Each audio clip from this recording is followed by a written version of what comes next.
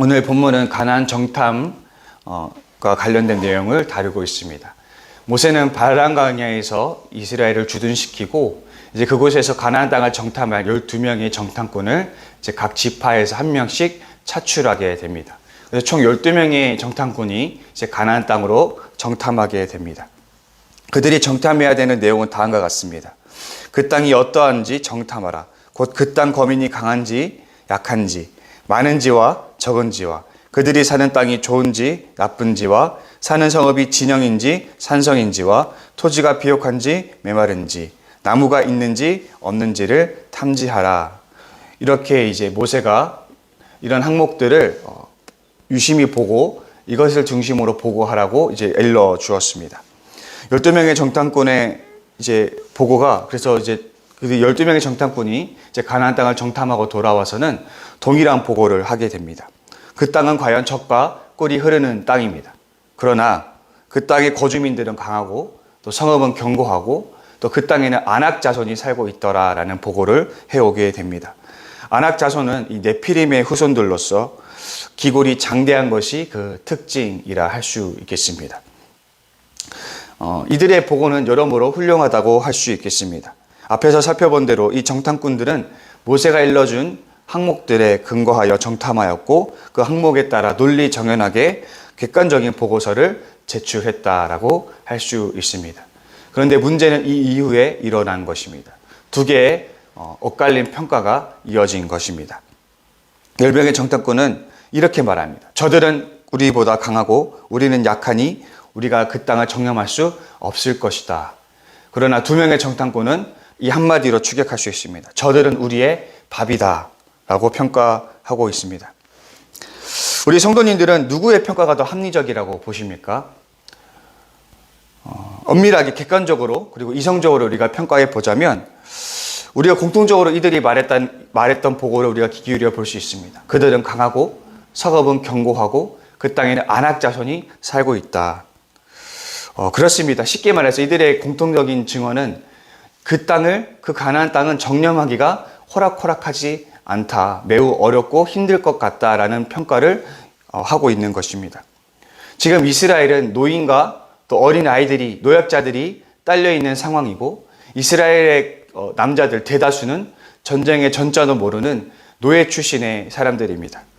그렇다면 이러한 구성으로 이루어진 이스라엘이 과연 그 견고한 성읍, 강한 사람들이 살고 있는 그 가나안 땅을 점령할 수 있을까? 객관적으로 엄밀하게 평가해 보자면 누구의 말이 더 옳은 것일까요? 10명의 정탐꾼의 말이 더 합리적일까요? 2명의 정탐꾼의 말이 더 합리적일까요?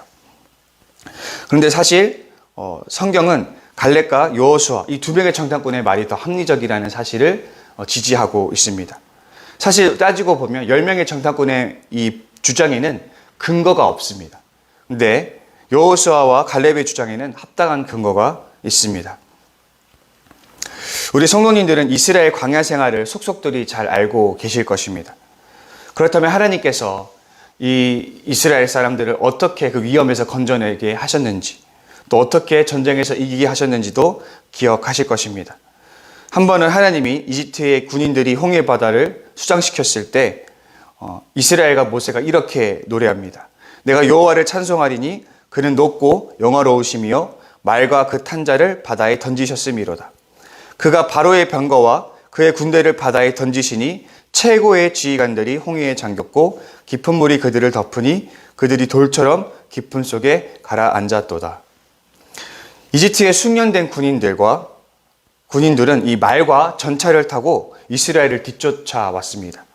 변변찮은 무기도 없었고 노약자와 함께 있었던 이스라엘이 사실은 당해낼 재간이 없었습니다. 그런데 하나님께서 이들을 무력화시키는 것을 이 이집트 군대를 무력화시키는 것을 이스라엘 사람들은 두 눈으로 똑똑히 목격하게 되었습니다. 또 하나의 사건을 살펴보자면 이스라엘 사람들이 이 르비딤 지역에 이르렀을 때 아말렉 족속과 갑작스러운 전투를 벌이게 됩니다. 모세가 팔을 들면 전쟁에서 이기게 되고 모세가 팔을 내리면 전쟁에서 지게 되는 양상이 벌어지게 되었습니다. 결국 모세가 끝까지 팔을 내리지 않음으로 인해서 이스라엘은 전쟁에서 승리하게 되죠. 그러나 여기서 모세가 제단을 쌓고 거기 그 땅의 이름을 여호와 니시라고 이름을 짓습니다. 여호와 니시라는 뜻은 성경의 뜻하면 의하면 하나님께서 아말렉과 대대로 싸우시리로다라는 뜻을 가지고 있습니다. 그러니까 다시 말해서 모세가 팔을 들어서 이긴 전쟁이 아니라 하나님께서 이스라엘 대신 아말렉과 싸웠기 때문에 이 르비딤 전투에서 승리할 수 있었다라는 것을 모세가 고백하고 있는 것입니다. 이번에도 이스라엘은 하나님의 도움으로써 전쟁에서 이기는 사건을 경험했습니다. 하나님은 이것을 책에 기록하여서 계속해서 기념하라고 이스라엘 사람들에게 일러주셨습니다. 우리가 이 두 가지 사건을 통해서 알 수 있는 것이 무엇입니까? 사실 이스라엘 사람들이 자신들이 겪었던 이 두 가지 사건에만 충분히 떠올리고 있었다면, 그 두 가지 사건을 기억하고 있었다면 사실 이 사람들은 뚜렷한 한 가지 결론에 이르를 수 있습니다. 그것은 하나님 앞에서 두려워할 적이 없다라는 것입니다. 그리고 여호수아가 정확히 이것을 집어서 이야기하고 있습니다. 그 땅 백성을 두려워하지 말라. 그들은 우리의 먹이라. 그들의 보호자는 그들에게서 떠났고 여호와는 우리와 함께 하시느니라. 그들을 두려워하지 말라. 여호수아는 알았던 것입니다. 하나님께서 우리와 함께 하실 때에 우리가 두려워할 적이 없다. 하나님이 우리와 함께 하시면 우리는 어떤 적과도 싸워 이길 수 있다. 그러니 두려워할 것이 없다라는 사실을 정확하게 기억하고 있었고 그것을 믿음으로 가지고 있었더라라는 것입니다. 우리가 이스라엘의 광야 생활을 우리가 돌아보면 사실 이스라엘 사람들은 한 번도 실패나 어떤 결핍이나 어떤 패배를 경험한 적이 없습니다. 왜냐하면 하나님께서 이스라엘 사람들이 불평과 원망을 할 때마다 하나님이 그들을 공급하셨고 먹이시고 입히시고 또 채우시고 또 이기게 하셨기 때문입니다. 그런데 지금 10명의 정탐꾼의 보고, 이 10명의 정탐꾼의 보고는 어떻습니까? 마치 그들이 패배라도 해본 적이 있는 것처럼, 마치 그들이 실패를 해본 적이 있는 것처럼, 마치 그들이 결핍을 겪어본 것 있는 것처럼 이야기하고 있더라라는 것입니다. 사실 그들의 주장에는 전혀 근거가 없는 것이죠. 따라서 저는 갈렙과 여호수아가 가졌던 믿음이 굉장히 합리적인 근거에서 비롯된 것이라고 생각을 합니다. 이 두 사람의 믿음이 갑자기 땅에서 솟아오른 믿음이 아니라는 것이죠. 이 두 사람은 그저 자신이 광야 생활에서 겪었던 하나님의 어떤 은혜를 충분히 경험했고 그 경험에 따라 충실히 판단했을 뿐이라고 생각을 합니다. 이 두 사람은 하나님이 어떻게 이스라엘 사람들을 이끄셨고 공급하셨고 채우셨고 인도하셨는지를 온몸으로 체감해서 알고 있었습니다. 그래서 그들은 하나님에 대해서 마땅히 가질 만한 합리적인 믿음을 가지고 있었던 것이죠. 따라서 이 두 사람의 믿음이 그렇게 솔직히 대단한 믿음이라고 볼 것은 아니라고 생각을 합니다. 이 두 사람은 그저 하나님이 자신들에게 행했던 일들을 경험했고 그 경험에 충실하게 해석했고 충실히 그 경험에 따라서 판단했을 뿐이라는 사실입니다.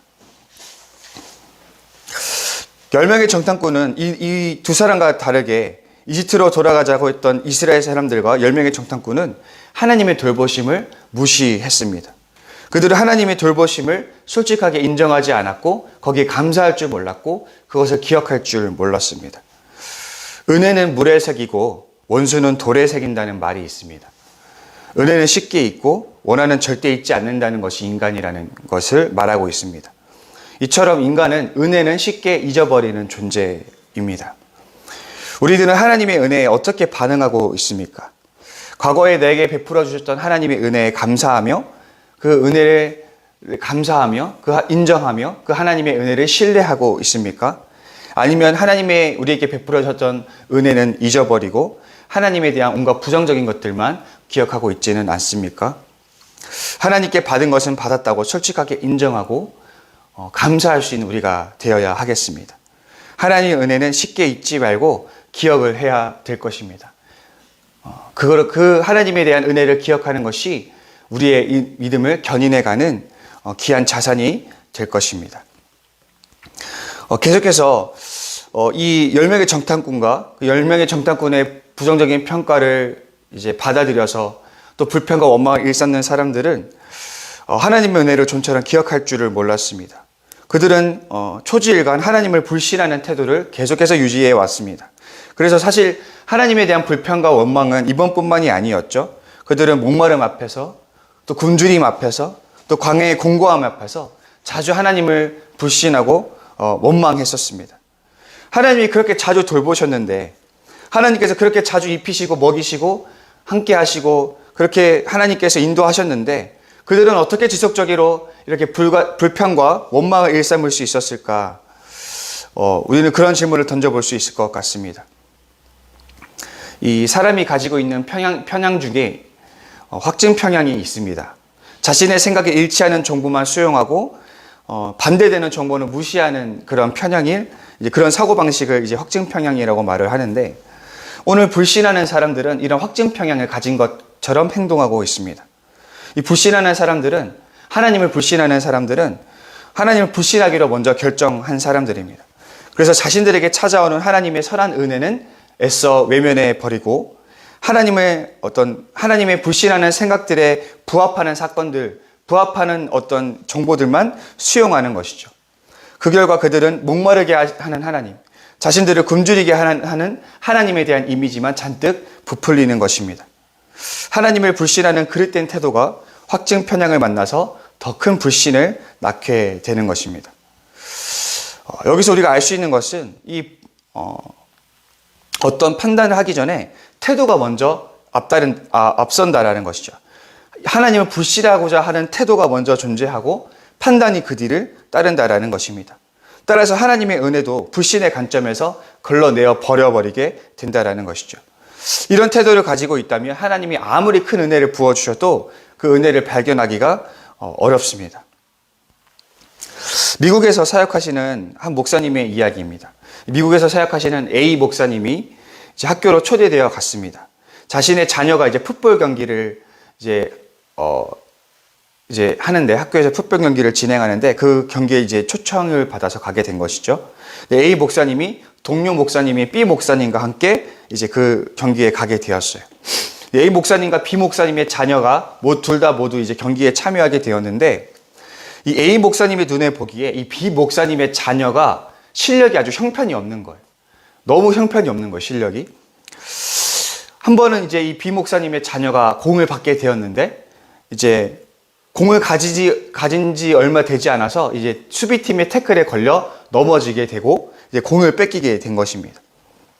그래서 A 목사님이 B 목사님을 위로하려고 이렇게 쳐다봤는데, 이 B 목사님이 감탄하면서 이렇게 말을 하는 것입니다. 방금 제 아들이 하는 거 보셨나요?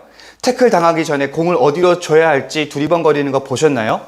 우리 아들이 저렇게 순발력이 좋다니 라면서 감탄을 하는 것이었습니다.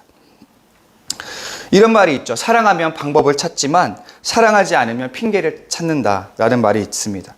다시 한번 말씀드리자면 어떤 태도를 가지고 있느냐에 따라서 판단이 달라질 수 있다라는 것입니다. 오늘 이스라엘의 대다수의 사람들은 그 많은 하나님의 은혜를 잊고도 끝내 심판당하는 처지를 이제 당하게 됩니다. 그들의 불신의 태도를 견지했기 때문입니다. 불신은 불신을 낳습니다. 결국 신앙의 악순환이 계속해서 이어져 가는 것입니다.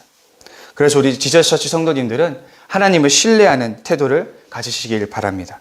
하나님의 선하심을 하나님은 선하시고 하나님 우리에게 선하게 대하시는 분이라는 그 믿음을, 그 태도를 우리가 먼저 가지게 된다면 우리는 하나님의 선하심을 더 많이 발견하게 될 것입니다. 그리고 그것은 더 큰 믿음의 자양분이 될 것입니다. 말씀을 마무리하겠습니다. 오늘 똑같은 은혜를 경험했지만 두 가지 상반된 주장을 펼쳤던 사람들에 대해서 함께 나누어 봤습니다. 한쪽은 하나님께 받았던 은혜를 간직하고 감사하고 기억하는 사람들이었습니다. 다른 한쪽은 그 하나님의 은혜를 숱하게 경험하면서도 하나님의 은혜를 저버리고 기억하지 않았던 사람들입니다. 여러분들은 어떻습니까? 하나님의 은혜를 기억하며 간직하며 마음에 새기는 사람들입니까? 아니면 하나님의 은혜는 잊어버리고 하나님에게 느꼈던 어떤 서운한 감정만 가슴에 품고 새기는 사람들입니까? 하나님에게 받았던 은혜를, 하나님께 받았던 것을 받았노라고 고백할 수 있는, 그리고 그것을 인정하고 가슴에 새길 수 있고 그것을 기억할 수 있는 우리가 되었으면 좋겠습니다. 또 우리가 하나님을 불신하는 태도를 일관하지 않았으면 좋겠습니다. 하나님을 불신하는 태도는 하나님의 선하신 은혜를 발견하지 못하게 합니다. 그 불신은 또 다른 하나님에 대한 불신을 낳아서 믿음의 악순환을 이루어가게 합니다. 우리가 하나님에 대한 선한 태도를, 신앙의 태도를 가지고, 신뢰하는 태도를 가지고 하나님의 선하심을 더 많이 발견해가며 믿음의 선순환을 이루어가는 복된 우리가 되었으면 좋겠습니다. 그렇게 우리가 하나님 앞에서 정말 우리의 믿음이 조금 더 날로 더 자라나는, 그리고 우리의 신앙이 조금 더 성장해가는 복된 은혜가 여러분에게 있기를 간절히 소망합니다. 우리 시간 함께 기도했으면 좋겠습니다. 우리가 이제 부활주의를 잘 마치고 이제 계속해서 나아가는데, 우리 4월은 사명을 맡김이라는 주제를 가지고 나아갑니다. 부활주의를 또 하나님의 은혜 가운데 잘 마쳤던 것처럼 우리의 남은 4월을 하나님께 또 맡기오니, 하나님 이 지하처치의 4월의 또 사역들을 마무리를 잘 할 수 있도록 주님께서 은혜를 베풀어 주시옵소서. 또 각자 가지고 나오신 기도 제목이 있으실 텐데, 우리 주기도문으로 신앙 고백하시고 함께 기도의 자리로 나아가시겠습니다. 하늘에 계신 우리 아버지, 아버지의 이름을 거룩하게 하시며 아버지의 나라가 오게 하시며 아버지의 뜻이 하늘에서와 같이 땅에서도 이루어지게 하소서. 오늘 우리에게 일용할 양식을 주시고 우리가 우리에게 잘못한 사람을 용서하여 준 것 같이 우리 죄를 용서하여 주시고 우리를 시험에 빠지지 않게 하시고 악에서 구하소서. 나라와 권능과 영광이 영원히 아버지의 것입니다. 아멘.